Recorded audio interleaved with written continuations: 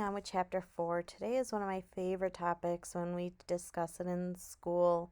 And when we're in class, I usually have some music to set the mood when we're talking about love. But our attitudes about love is something that develops when we're during childhood. So, how we are shown love, what we're taught as young children to be lovable qualities, are things that are taught and instilled in us by our earliest caregivers, usually parents, it might be grandparents, teachers, the people that instilled in us those lessons early on.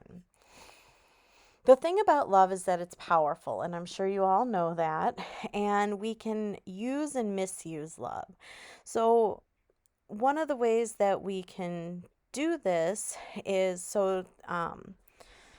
in the textbook, actually, I think it was from the old textbook, there was a psychologist, Dr. Klein, that said this quote, and it stuck with me, and I wanted to share it with you. So, love becomes a problem when it gets in the way of our allowing individuals the right to experience the consequences of their choices. So, this is a way that we misuse love, is that we think that we're protecting people. Because we love them. And so, in the name of love, we'll do things that logically we wouldn't normally do. So, an example of this would be protecting a drug addict from the consequences of the choices that they're making because we love them, we're trying to protect them from that pain, and it ends up hurting them more. So, if you've ever had somebody that's addicted to drugs in your life, and maybe they'll call you and say, um, can I bum $20 from you? I need gas for my car, and if I don't get gas, I'm not going to even make it to work. And if I don't make it to work, I'm going to lose my job because they've told me already one more absence and you're done. So I can't lose my job. I need this gas money. Now, in your heart of hearts, you probably know that the chances are that they're going to go and use that money for drugs.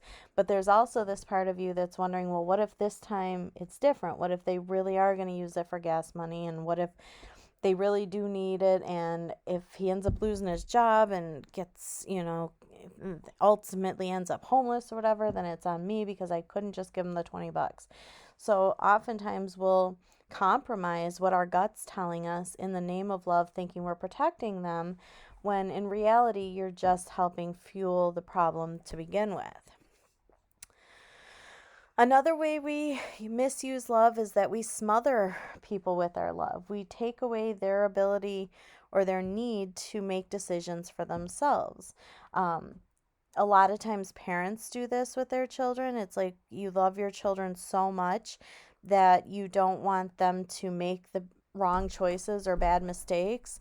So you try to tell them and I'm not talking about young children. Obviously, that's the role of a parent. But, when your children become adults and you're still trying to instill what you feel is right and wrong in them, and you're not allowing them to learn from their own mistakes and decisions. Another misuse of love is using it as a control agent. And I want you to stop and think for a second. Have you ever in your life said the words, if you love me, you, and then fill in the blank? So it can be anything from like, if you loved me, you'd go get me ice cream because I'm in my jammies and I'm dying for Dairy Queen and I just want ice cream. And if you love me, you'd go get it so I don't have to. And obviously you would say in your head, oh, I'm just joking. I'm not going to hold it against you if you don't. But there's also a little part of you that's like, okay, if that person jumped up and ran to Dairy Queen for you, you're not going to be like, no, no, no, don't go. I was just kidding. So even though we're joking, there's a part of us that's serious. I mean, it's not enough to like stop loving them, but you're using that love as a sort of manipulation. And then you can also use it to extremes. Like, if you love me, you would give me that $20 for gas, even though you know they're going to use it for drugs. So we can misuse love in the sense that we hold it above the head of the people that we love. And I love this quote here at this bottom. Love can be summed up as caring about the well being of that person as much as we do our own. And this is that whole idea of like the oxygen mask on an airplane. And if we're not going to take care of ourselves, if we're not going to love ourselves and make ourselves a priority, can we ever truly love somebody else unconditionally when we're harder on ourselves than we are other people? So it's really important that we love ourselves, care for ourselves, and make ourselves a priority before we add other people to that mix, because nobody is going to ever love you or care about your well-being as much as you should. So the development of emotions, there is a genetic or hereditary component to it. So if you've ever seen children in a daycare center or children playing together, if two children get into an argument, some children are very quick to react. They'll throw a temper tantrum, they'll throw things, they'll cry, they'll push somebody, they'll react. And other children may be very calm. They might just be very quiet, sit in the corner and sulk. So the personality, that development comes into play with how we respond to emotional stimuli. Other things is that how we are raised. So we're taught how to respond to emotions. And this can be good and bad. If you have role models that are well versed in how to handle their emotional responses, then we learn healthy ways to deal with emotions.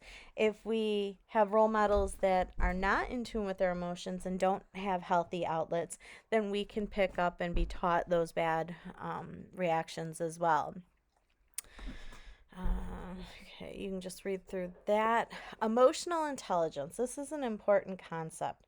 And emotional intelligence, it sounds simple, but it can be kind of deep and complex. So I'm going to read you this definition and then I'll explain it to you. So it's defined as the ability to monitor, assess, express, and regulate one's own emotions. So this is being very in tune with your own emotional responses, being able to assess the entire situation, look at the big picture, and then regulate how you respond based on the reality of the situation, not just on how your emotions are dictating. And then the capacity to identify, interpret, and understand others' emotions. And this is like the key component that people often forget when they're talking about emotional intelligence, is that you have this ability to be self-aware, but then it takes it a step further and you have this ability to understand the emotions of others.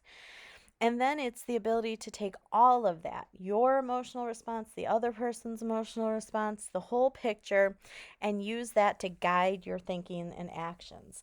So this is not going to be a quick gut response. This is going to be somebody that is taking the entire picture and using all the information to guide their reactions and actions. So emotional intelligence is actually pretty difficult to achieve. Even if you are really good on monitoring your own emotions, it's oftentimes a much different story when it comes to offering that same grace with others. In order for you to have an emotional intelligence, you need to have these 4 abilities, which I pretty much just went over, so you can read through those to see specifically, but it's what I just described. We're going to skip that. Okay, so that sums up Chapter 4. Please read through the key points that I did not go over step by step, because I do want you to have that information. If you did not complete the Chapter 4 homework yet, please make sure to do that and have it submitted by Monday. Not today, Monday, but next Monday. Thank you, and you all have a wonderful week. If you have any questions, just email me. Thanks. Bye-bye.